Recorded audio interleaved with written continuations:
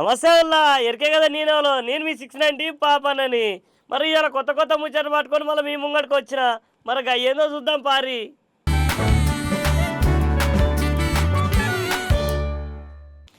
సినిమాలలోనే కాదుల్లా బయట చూస్తా ఆయనది గొప్ప మనసు. అనాథ పిల్లల్ని దత్తత తీసుకున్న విష్ణు సారు అందరికీ నిలిచిండు ఆదర్శంగా. మల్లారెడ్డి సార్ అయిండు బుడపోరగాడు. చిన్నపిల్లలతో కలిసి ఎగరేసిండు పతంగులు. మనోళ్ళకు నచ్చట్లేదు ఈ దేశం కట్టుబొట్టు. బయట దేశం వాళ్ళు వచ్చి చూపిస్తున్నారు మన సంస్కృతి సాంప్రదాయాలు. యానం వాళ్ళు పెట్టిరు అల్లునికి 470 రుసులు. అత్తగారి మర్యాద చూసి మురిసిపోయిండు కొత్త పెళ్లి కొడుకు.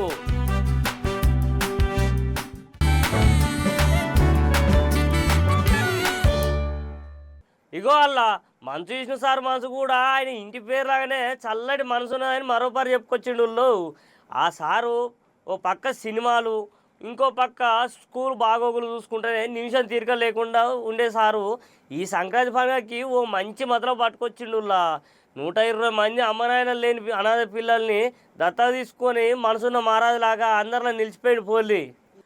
మన మోహన్ బాబు సారు పెద్ద కొడుకు మంచు విష్ణు సారు మనిషి కటువు కానీ మనసు మాత్రం నిజంగా మంచు లాంటిదేనల్లా.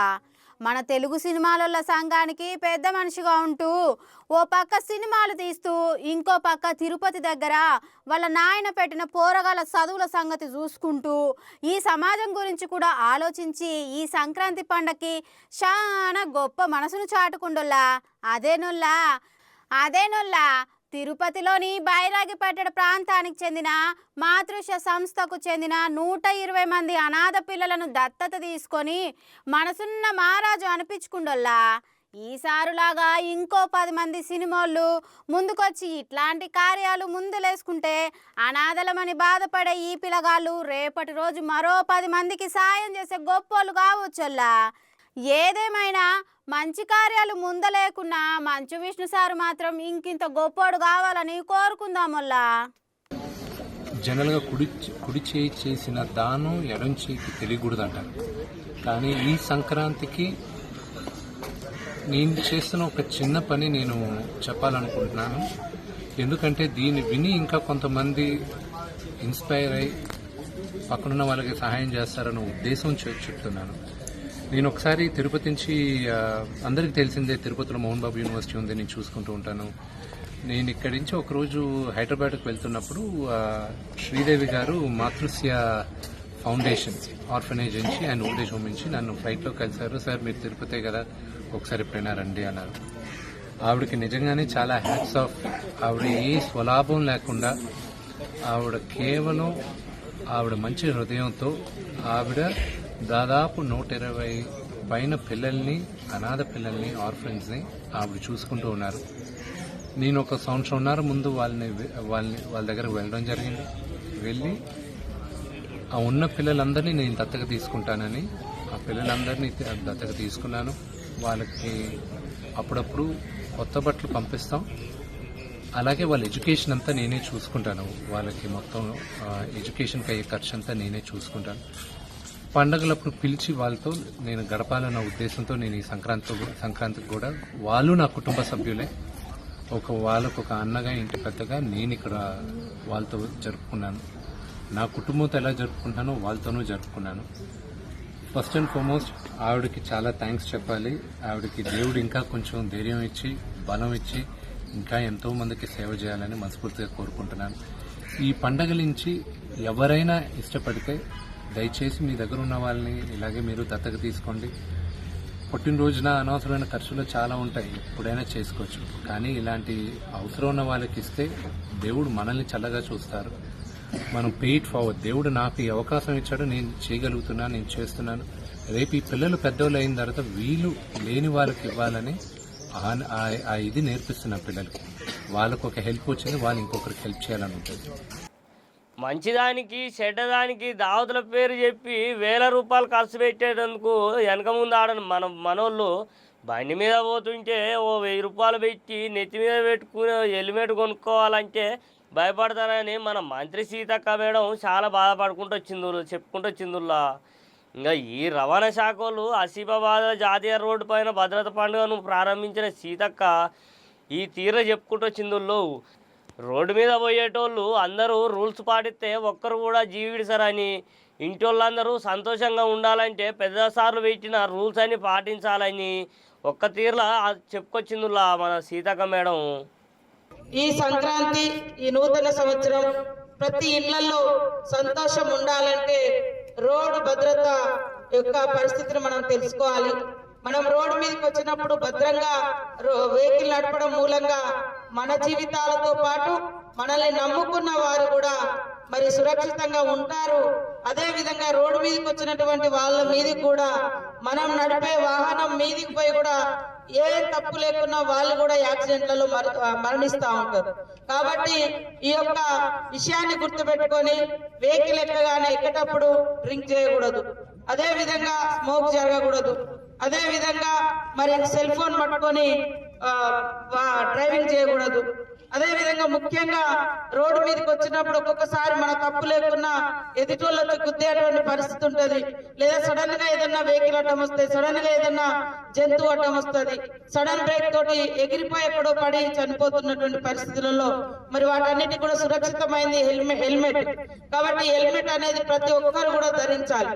మనం 1000 రూపాయలు ఖర్చు పెడతాం సాయంత్రం డిన్నర్లకో లేకుంటే బీర్లకో బార్లకో, కానీ మన బతుకును సురక్షితంగా ఉంచుకోవడం కోసం మాత్రం ఒక హెల్మెట్ కోసం మనము ఖర్చు పెట్టలేకపోతున్నాం. కాబట్టి దయచేసి ప్రతి ఒక్కరు కూడా రోడ్డు మీదకి బైక్ తో వచ్చిరంటే హెల్మెట్ లేకుండా రాకూడదు. అది మన భద్రత, మనకు అవసరం, మన ప్రాణ రక్షణ. అదే విధంగా అతివేగం కూడా అవద్దు. అతివేగం కూడా ఖచ్చితంగా మనం 1 గంట ముందు బయలుదేరినా పర్వాలేదు, కానీ అతివేగం కూడా మన ప్రాణంతో పాటు మనం వేగంగా పోతుంటే మన వెహికల్స్ కు ఇతరుల ప్రాణాలు కూడా బలయ్యేటువంటి పరిస్థితి ఉంటుంది. కాబట్టి ఈ భద్రత మరి జాతీయ రోడ్డు భద్రతా మహోత్సవాల సందర్భంగా సడక్ రక్షణ అభియాన్ యాత్రను ఈ రోజు మనము ప్రారంభించుకోవడం చాలా సంతోషం. ప్రతి ఒక్కరు కూడా ఈ ప్రోగ్రామ్ లో పాల్గొని మరి ఈ రోడ్డు భద్రత వాళ్ళు వేసినటువంటి కరపత్రంలో వివిధ అంశాలు దాదాపుగా 27 ఉన్నాయి. వాటన్నింటిని కూడా చదవండి. తప్పకుండా అందరికి సురక్షితంగా ఉంటాం. కలెక్టర్ గారు ఇందాక చెప్పారు, దాదాపు ఈ జిల్లాలో 213 మంది గత సంవత్సరం నుంచి అంటే లాస్ట్ ఇయర్ మొత్తం చనిపోయారు. మనోళ్ళు సరిగా డ్రైవింగ్ రాదు కానీ బైక్ పట్టుకొని ఎక్కుతారు, దానిగా 3 ఎక్కుతారు. తర్వాత మరి ఎక్కడెక్కడనే ట్రాఫిక్ రూల్స్ తెలియదు, ఇట్లాంటి ఇబ్బందులు ఉన్నాయి. కాబట్టి అవన్నీ కూడా నేర్చుకోవాలి, డ్రైవింగ్ చక్కగా రావాలి, హెల్మెట్ ధరించాలి, బైక్ మీద 2 కంటే ఎక్కువ ఉండకూడదు, ఇవన్నీ కూడా పాటించాలి. ఈ సంవత్సరంలో ఒక్కరు కూడా మరణించకుండా ఈ రోడ్ల మీద యాక్సిడెంట్లతోటి మనము చర్యలు తీసుకోవాలంటే ఖచ్చితంగా హెల్మెట్ ధరించాలి, ఈ రూల్స్ పాటించాలని కోరుకుంటూ ప్రతి ఒక్కరికి కూడా సంక్రాంతి శుభాకాంక్షలతో. ఇక చిన్న పోరగాళ్ళకి చిన్న పోరగాళ్ళ తీరు, పెద్దోళ్ళకి పెద్ద మనిషి తీరు, ఆయన ఎప్పుడు ఎట్లుంటాడో ఆయనకే తెలియదుల్లా. ఇక ఈ పాటికే మీకు ఎరకై ఉంటుంది ఆయన ఎవరో. అదేనుల్లా మన మల్లారెడ్డి సారు సంక్రాంతి పండుగకి బోయినపల్లి కాడ చిన్న పోరగాళ్ళకి పతంగులు పంచిపెట్టి వాళ్ళతో పాటు గాలిపటాలు ఎగిరేసి పోరగాళ్ళు ముక్కు మీద వేలేసుకునేటట్టుగా భలే మజాక్ చేసిండు పోరి మన మల్లారెడ్డి సారు. మల్లారెడ్డి సారా మజాకా? ఆయన పెద్ద రాజకీయ నాయకుడే కాదుల్లా, ఆయన చేయని వ్యాపారం అంటూ ఏది లేదోల్లా. అంత పెద్ద మనిషి ఎవరా అనుకుంటున్నారా? ఆయనేనోల్లా మన మల్లారెడ్డి సారు. ఆయన గురించి మీకు కూడా తెలుసుగానోల్లా. సందు దొరికితే చాలు ఆటలు పాటలతో అదరగొడతాడు. నిన్న సంక్రాంతి పండగకు పోయిన పల్లికాడ కారు గుర్తు నాయకుడు టింకు గౌడ్ సారు పిల్లగాళ్లకు పతంగులు పెంచిపెట్టే కార్యం ముందలేసుకుంటే ఆడికొచ్చిన మన మల్లారెడ్డి సారు నల్ల కళ్ళజోడు పెట్టుకొని మన పోరగాళ్లతో పాటు కాసేపు గాలిపటాలు ఎగరేస్తూ 10 ఏళ్ల పిల్లగానిలా సంతోషపడిండోల్లా. సంక్రాంతి పండుగ అంటే ఇష్టమని, పతంగులు ఎగరేయాలంటే చాలా కైష్ అని చెప్పుకొచ్చిండల్లా. గట్లుంటది మన మల్లారెడ్డి సారు తరిక.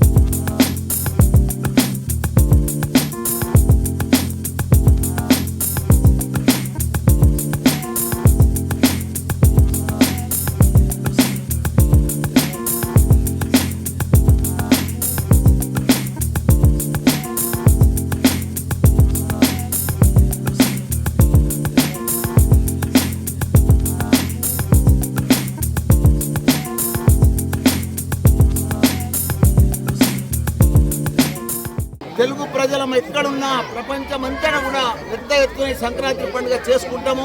కాబట్టి అందరం కూడా నేను చిన్నప్పటి సంది ఇదే బస్తీలో పుట్టినా, ఇదే బస్తీలో పెరిగినా, ఇదే బస్తీలో చదువుకున్నా, ఇక్కడనే ఇంత పెద్దగా అయినా ఈరోజు అందరితోటి కూడా మా అక్క చెల్లెళ్ళు, అన్న తమ్ముళ్ళు, మన్మళ్ళు, మన్మరాళ్ళు, బిడ్డలు, కొడుకులు, కోడళ్ళు అందరం కలిసి కూడా పెద్ద ఎత్తున ఇక్కడ సంక్రాంతి పండుగ అందరం కూడా ఈ బస్తంతా కూడా మా కుటుంబం.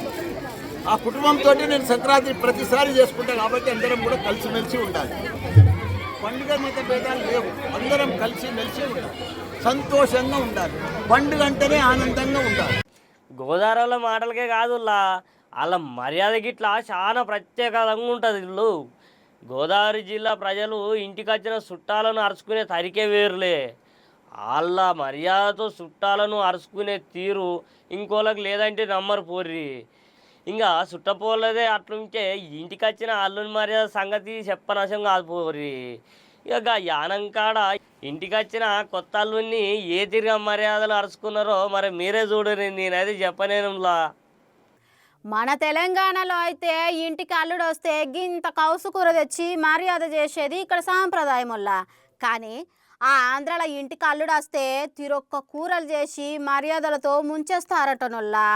ఇంకా వాళ్ళకు మించి గోదావరి జిల్లాల సంగతి చెప్పనవసరం కాదు పో. గా యానంకాడ సావుకార్ల సంఘానికి అధ్యక్షుడు మాజెటి సత్యభాస్కర్ ఉండు కదా. వెంకటేశ్వరి ఆలు మొగలకు ఒక్కగానొక హరిణ్య అనే ఆడపిల్ల ఉంటే ఆ బుజ్జిని విజయవాడకు వ్యాపారం చేసుకునే సాకేత్ అనే పిల్లగానికి ఇచ్చి పెళ్లి చేసిండట. ఇంకా కొత్త అల్లుడు ఈ ఏడాదికి సంక్రాంతి పండగకి అత్తగారింటికి వస్తే ఆ పిల్లగానికి మతి పోయేటట్టు 470 రకాల పిండి వంటలు వడ్డించిండ్రట. ఆ విసుత నీసు కూరలు కాదోల్లో, అచ్చం కూరగాయలు, పండ్లు, తీపి వస్తువులేనటోల్లా.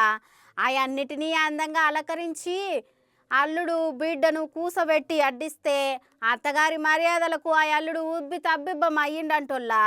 కూరగాయల భోజనాలలో కూడా ఇన్ని రకాలు ఉంటాయని ఆశ్చర్యపోయిండంటోల్లా అల్లుడు. అందుకే మరి జీవితంలో ఒక్కసారైనా గోదావరి జిల్లాలో మర్యాద పొందాలని చూస్తారంటోల్లా అందరూ.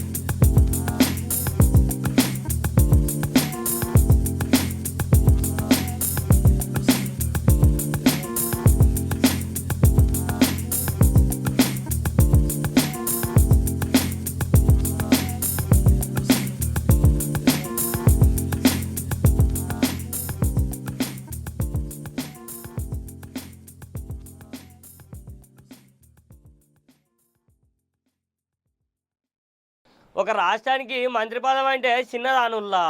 అందులో మన పక్క రాష్ట్రం ఏపీలో చంద్రాల సార్ దగ్గర మంత్రి పదవి చేయాలంటే ఎంత తిప్పలు ఉంటుందో మీకు తెలియదు కాదు. ఆ సార్ నిద్రపోడు, మంత్రుల్ని నిద్రపోనీయకుండా కుర్మాయిస్తూనే ఉంటాడు. గట్లాంటోళ్ళు ఇప్పుడు ఈ సంక్రాంతి పండుగకు మంచిగా విశ్రాంతి తీసుకుంటున్నా. ఇంకా సీఎం చంద్రాల సారు సుధా అందరూ ఎవరు సొంత ఆళ్ళకి పోయి ఆట పాట సరదాగా గడుపుతున్నారుల్లా. ఇక సత్యసాయి జిల్లా పెనుగొండ సంక్రాంతి సంబరాలల్లో మన మంత్రి సవిత మేడం ఆడవాళ్ళని కలిసి కబడ్డీ ఆడి జరసేపు ఎడ్ల బండి నడిపి ఇక చిన్న పోరగాళ్ళతో పంతంగులు ఎగిరేసి చేస్తుంది ఆట. చూద్దాం పారి.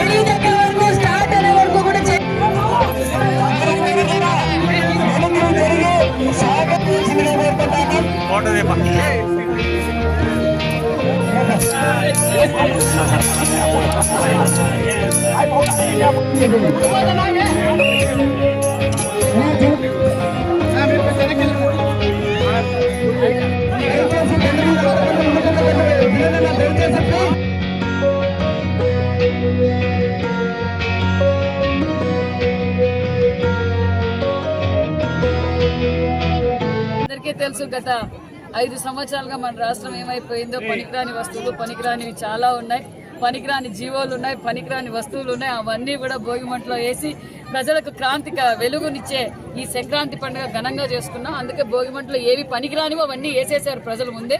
మరొకసారి ఈరోజు భోగిమంటల్లో కూడా వేశారు. మంచు కనకమ్మలు సురువు చేసిన రాటుల్లా.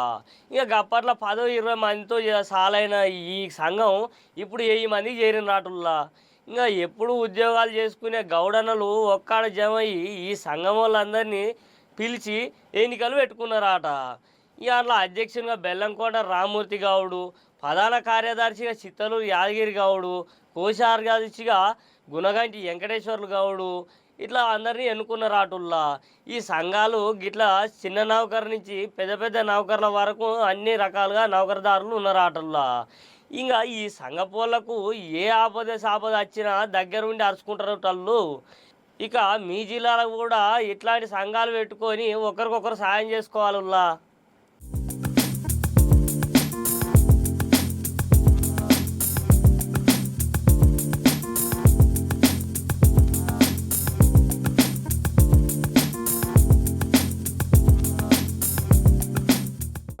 గౌడ ఉద్యోగుల అభివృద్ధి సంక్షేమం కోసం నిరంతరం కృషి చేస్తానని, ఎటువంటి అవినీతికి కానీ అక్రమాలకు కానీ పాటుపడనని, రాగద్వేషాలకు అతీతంగా నీతి నిజాయితీతో సంఘం పురోభివృద్ధి కొరకు తోడ్పాటు అందిస్తాను. గౌడ ఉద్యోగుల ఐక్యత కోసం అందరినీ సమన్వయం చేసుకుంటూ సహకారం అందిస్తూ ఎటువంటి స్వార్థం లేకుండా సంఘ శ్రేయస్సు కొరకు పాటుపడతానని సర్దార్ సర్వాయి పాపన్ని గౌడ్ సాక్షిగా ప్రమాణం చేస్తున్నాను. Thank you. ఇంకా చూసిన అరుల్లా ఈ చిత్రం మన తెలుగు రాష్ట్రాలలో పోరగాళ్ళు ఆ దేశ పోళ్ళు అట్లుండ్రు, ఈ దేశ పోళ్ళు ఇట్లుండ్రు అని చినిపోయిన జీన్స్ పాయింట్లు జబ్బల దాకా టీషర్ట్లు వేసుకొని తిరుగుతున్నారుల్లా. ఇక ఆడపోరగాళ్ళకైతే వాళ్ళ లోకమే వేరు. ఇక వాళ్ళ గురించి చెప్పాలన్నా కూడా నష్టం అవుతలేదు పోర్రి. ఇక కానీ ఆ ఇంగ్లీష్ వాళ్ళు మన సాంప్రదాయాలు కట్టు బొట్టు నచ్చి విశాఖపట్నం వచ్చిరాటుల్లా. ఇక వాళ్ళు ఏ తీర తయారయ్యారో మరి చూద్దాం పారి ఒకసారి. మన అమ్మమ్మ తాతయ్యల కాలంలో 6 గజాల చీరలు తెల్లటి పంచ కట్టులో కనిపిస్తే ఇంకా రాను రాను ఈ కాలం పోరగాళ్లకు ఒంటి మీద బట్టలే బరువైపోతున్నాయల్లా. ఇవాళ రేపు వీళ్ళకు వండుకు తినే ఓపిక లేకుండా పోతుంది, బట్టలు కట్టుకునే టైం కూడా లేకుండా పోతుందల్లా. పక్క దేశపోళ్ళను చూసి ఫ్యాషన్ పేరుతో 6 గజాల నుంచి 3 జానెడ్ల బట్టలు తొడుక్కుంటున్నారల్లా. కానీ మన తెలుగు సాంప్రదాయం, మన కట్టు బొట్టు నచ్చి మొన్న విశాఖపట్నం వచ్చిండ్రోలా విదేశాల నుంచి. అక్కడ మాస్టర్ ఈకే ఎక్కిరాల కృష్ణమాచార్య సంస్కృతి సదన్కు వచ్చిన తెల్లోళ్లను చూస్తే ముచ్చటేస్తోందల్లా. సాంప్రదాయ వస్త్రములతో సదన్ను సందర్శించిన ఆ దేశపోళ్ళు తెలుగు సంస్కృతి నచ్చి పరవశించిపోయినరల్లా. భారతీయ సంస్కృతి, సనాతన ధర్మం, సాంప్రదాయ పరిరక్షణకు మాస్టర్ ఈకే జీవితం సంకేతమని మనోళ్ళ గురించి గొప్పగా చెప్పుకొచ్చిండ్రోల్లా. గీళ్ళను చూస్తుంటే ఇంకా 4 వద్దులు పోతే వాళ్ళు వీళ్ళు వాళ్ళలాగా అయ్యేటట్టుంది పోండ్రి.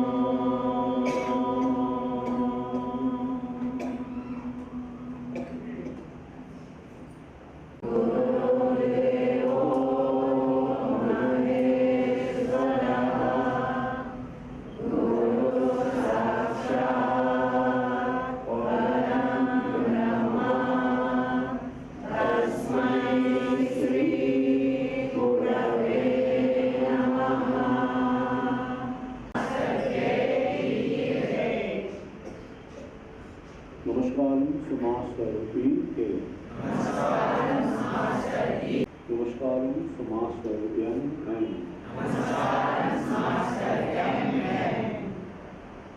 नमस्कार समाजस्वरूपी वी नमस्कार समाजस्वरूपी वी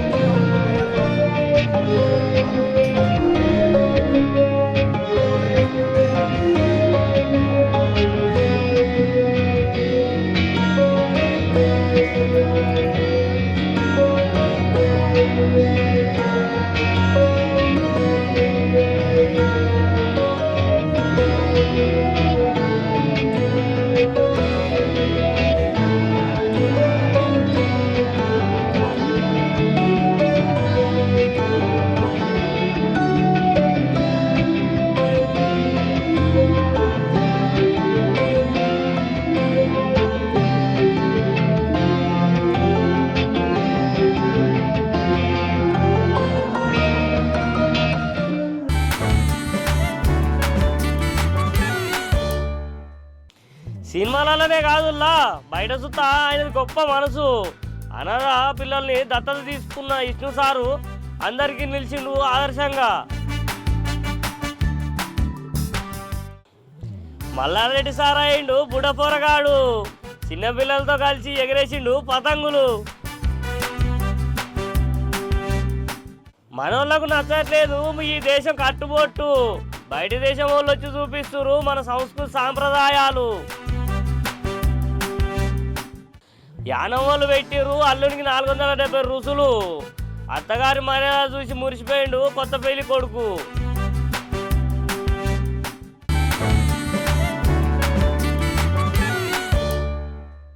చూసిరు కదా ఇవాళ కొత్త ముచ్చట్లు. మళ్ళీ రేపు కొత్త ముచ్చట్లు పట్టుకొని మీ ముంగడికి వస్తా. అప్పటిదాకా చూస్తూనే ఉండు 690.